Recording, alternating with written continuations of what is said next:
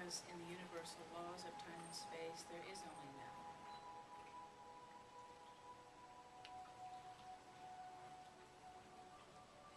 See white light all around you. See energy flowing through your body. Feel energy flowing out of your feet and into the earth and becoming grounded. See that energy going all the way down deep into the center of the earth, connecting, joining with that black crystal at the center of the earth, the heart of Gaia. Feel that energy coming up all the way through your body. See your energy going high up into the ethers.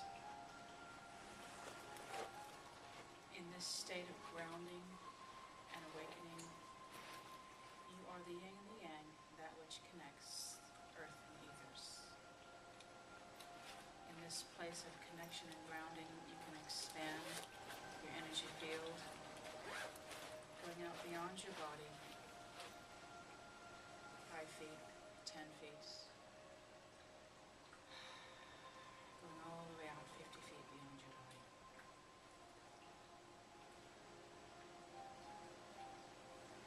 Breathing, relaxing, feeling your shoulders drop.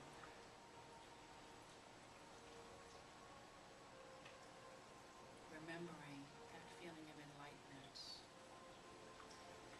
to be without burdens, to be present, to be awake and alert and aware of the divine being that you are.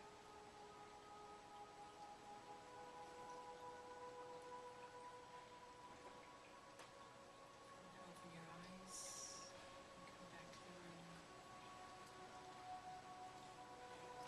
We'll do our deeper meditation at the end. This is just to get you present. This is our guest speaker, Susann Shier. And it's not Shire, is it English Shire, like in the countryside? Yeah. So when Lord of the Rings came out, yes. You're from the Shire. Yeah, Susann from the Shire. Susan's going to be talking to us about how to lead a soul-directed life, and she has some books, and she also has a workshop this afternoon that's going to start right at the end of Sunday services from 12:30 to 2:30. So if you're free to join us and you don't mind sitting on the inside on such a beautiful Sunday afternoon. Susann drove all the way down from Santa Monica to be with us this morning.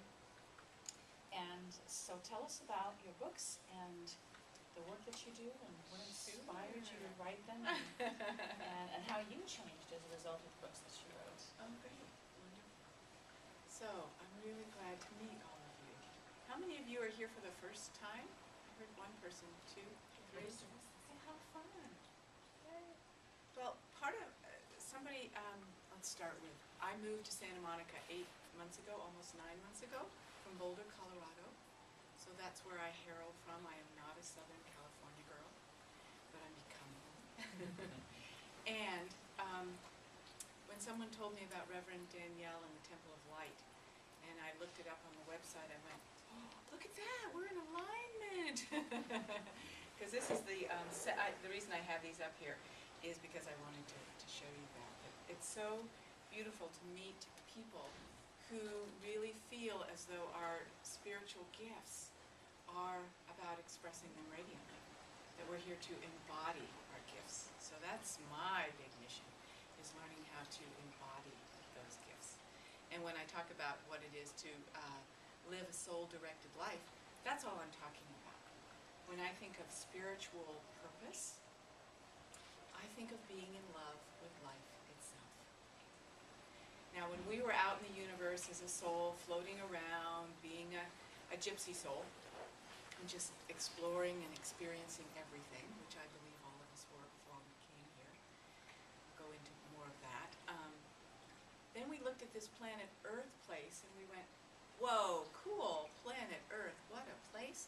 They have physical dimension like no place else. No place else.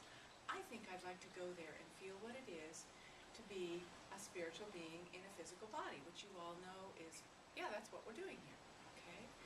So we came here, and yes, our job, as I see it, is to become more engaged with our spiritual dimension, but to allow it to be engaged in our physical life, because this is the time we have to be able to embody it and feel it, use the six senses of ourselves to be able to bring forward our spiritual purpose, our spiritual flame, our spiritual radiance.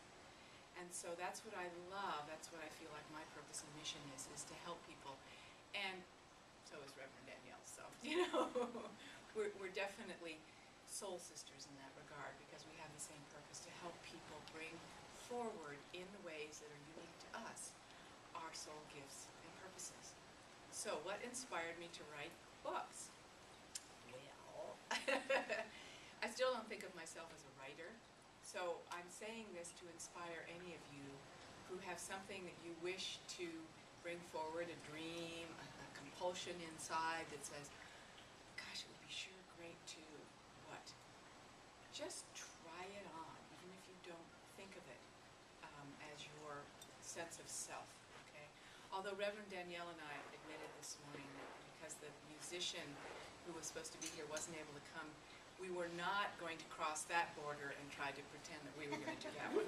I mean, you know, there's a little bit of fake it till you make it, and then there's downright ridiculous. No, not winging that one. We're not doing that one. Yeah, when I was, I think, fifth grade, yeah, I was in the choir, and after a week, the choir director said to me, "I'm really sorry, but you don't fit in the choir." Oh, I was like 2 in the whole class that didn't fit in the choir. I'm like, just let me be a marshmallow voice. As it was given to me later, you know, I was allowed to be in a choir many years ago, many years later, and years ago, in the middle, at a spiritual community. And it was very healing for me to be a marshmallow voice. I said, so what do you think of my voice? It's a marshmallow voice. It's a good blender, but do not try to do a solo. So knowing what your gifts are in the outer and knowing what they aren't is really refreshing and makes things much easier.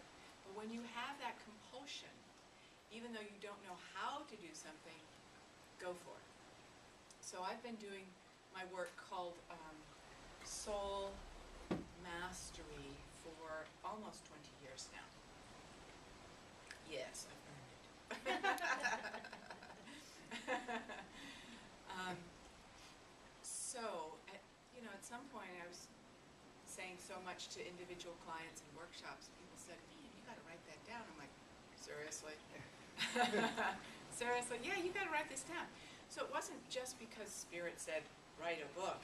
It was because my clients and the people who loved what I was doing said, we want more. And so I went, okay, I will give expression to what I know to this point and let it unfold from there.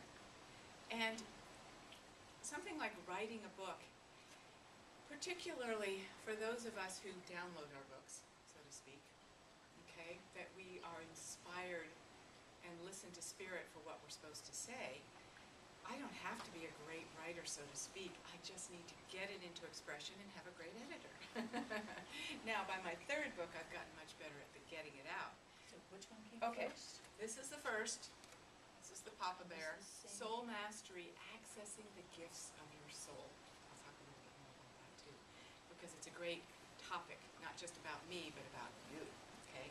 Then, Soul Radiance, Bring Your Soul Riches to Life, is about bringing those gifts forward and embodying them. I'll talk about that too.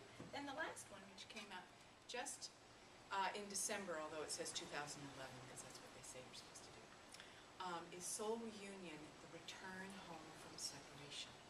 Because I believe the only wound that we're suffering from boils down to the wound of separation.